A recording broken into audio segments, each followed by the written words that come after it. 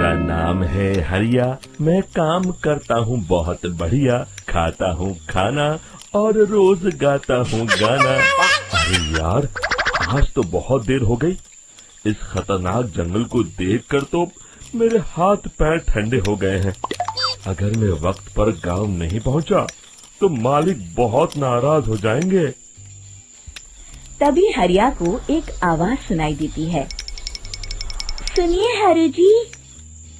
अरे, ये आवाज किसने दी? तभी हरिया को सामने कुछ दूर एक औरत खड़ी दिखाई देती है। अरे भाई, ये औरत अकेली इतनी रात को इस जंगल में क्या कर रही है? चलकर पूछना पड़ेगा। फिर हरिया अपनी बैलगाड़ी उस औरत के सामने लाकर रोक देता है और उससे पूछता है। अरे सुनिए, आप इतनी रात को इस खतरनाक जंगल में अकेली क्या कर रही हैं? तभी वो औरत मीठी आवाज में कहती है। अरे हरु जी, आप आ गए। मैं कब से आपका इंतजार कर रही थी। वैसे तो यहाँ से काफी लोग गुजर चुके हैं, लेकिन मैं खास आपका इंतजार कर रही थी।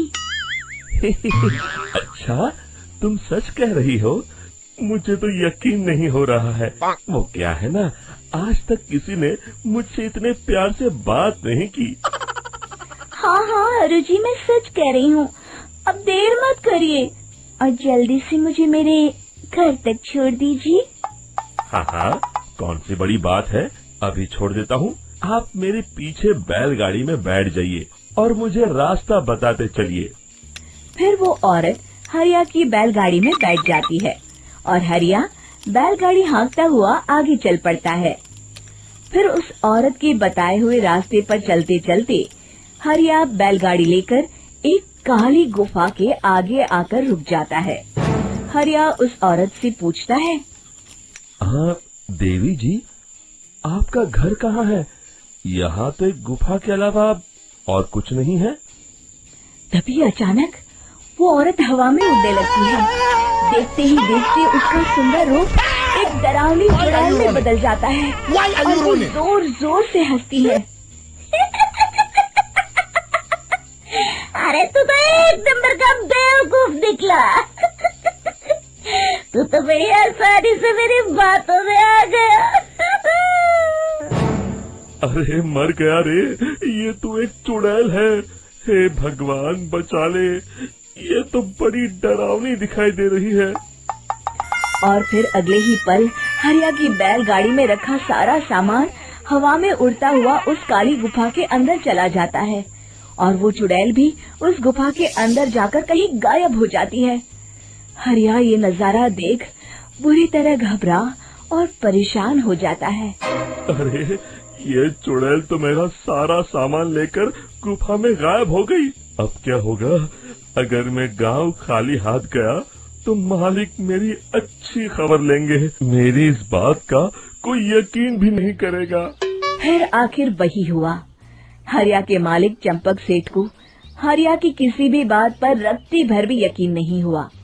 चंपक सेठ को लगा हरिया झूठ बोल रहा है और उसने ही लालच में आकर सारा सामान हड़प कर लिया है। फिर हरिया को बेईमान समझकर चंपक सेठ उसे काम से निकाल देता है। अगले दिन अपनी दुकान में परेशान बैठा चंपक सेठ गुस्से में बड़बड़ाता है। अरे, दुकान में तो सामान बिल्कुल भी नहीं है। अब मुझे ही शहर जाकर सामान लाना होगा। फिर वो अपनी बैलगाड़ी लेकर शहर चला जाता है। शहर से सामान लेकर जब चंपक सेठ वापस गांव लौट रहा होता है, तभी उसे एक आवाज सुनाई देती है। चंपक जी, ओ चंपक जी। अरे, ये तो कोई मेरा नाम लेकर मुझे पुकार रहा है। फिर उस रास्ते में वही औरत खड़ी दिखाई देती है। फिर क्या था, हरिया की तरह चंपक सेठ भी उस औरत के पास अपनी बैलगाड़ी लेकर जाता है और वो भी उसकी चिकनी चुपड़ी बातों के मुंह जाल में फंस जाता है। फिर चुड़ैल उसे भी अपनी गुफा तक ले जाती है और उसका सारा सामान लेकर गुफा में गायब हो जाती है। बेचारा चंपक सेठ लाचार होकर खाली हाथ गांव लौट आता है। फिर ये उस जंगल में रोज की बात हो जाती है। जो कोई भी शहर से कुछ लेकर गांव की तरफ लौटता, वो चुड़ैल उसे बेवकूफ बनाकर उसका सारा सामान लेकर गुफा में गायब हो जाती। एक दिन हरिया एक लकड़हारे को उसी जंगल की तरफ जाते हुए देखता है। फिर हरिया उसे रोकते हुए कहता है, अरे भाई, क्यों अपनी मौत को दावत दे रहे हो? मेरी बात मानो, आगे जंगल में मत जाओ, वहाँ एक बड़ी भयानक चुड़ैल रहती है। लकड़हारा हरिया की बातों को नजरअंदाज करते हुए कहता है, अरे भाई, मुझे पहले ही बहुत देर हो चुकी है, मुझे जाने दो भाई। शाम तक लकड़ियाँ काट कर शहर के बाजार में बेचना है। तुम अपनी ये कहानी किसी फुर्सत में बैठे इंसान को सुनाओ, मैं तो चला। इतना कहकर लकड़हारा वहाँ से आगे जंगल की तरफ चला जाता है। फिर अगले दिन गांव के मुखिया के घर के बाहर बहुत सारे लोग जमा हो जाते हैं।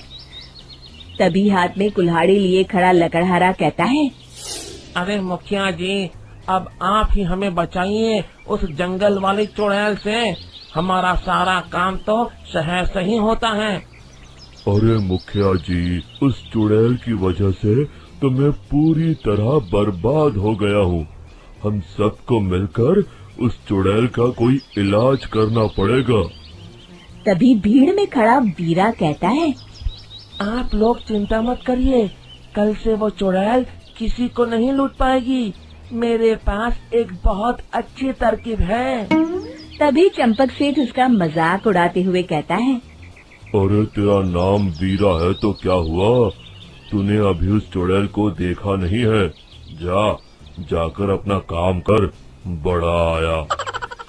तब मुखिया जी कहते हैं, नहीं नहीं चंपक सेठ, मुझे लगता है हमें इस लड़के को एक मौका देना चाहिए। फिर सभी गांव वाले मुखिया जी की बातों से सहमत हो जाते हैं और वीरा शाम को एक बैलगाड़ी में कुछ सामान लादकर उस जंगल की ओर चल देता है।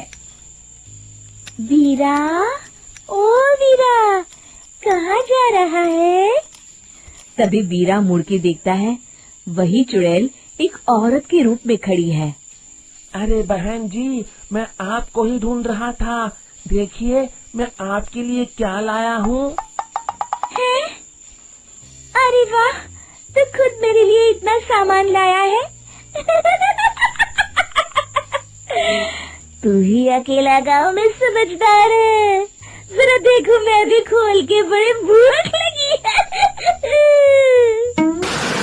जैसे ही चुड़ैल उस सामान पर से कपड़ा हटाती है, एक भगवान की तेज रोशनी उसके अंदर मूर्ति से निकलती है और चुड़ैल अपने असली रूप में आकर जलने लगती है।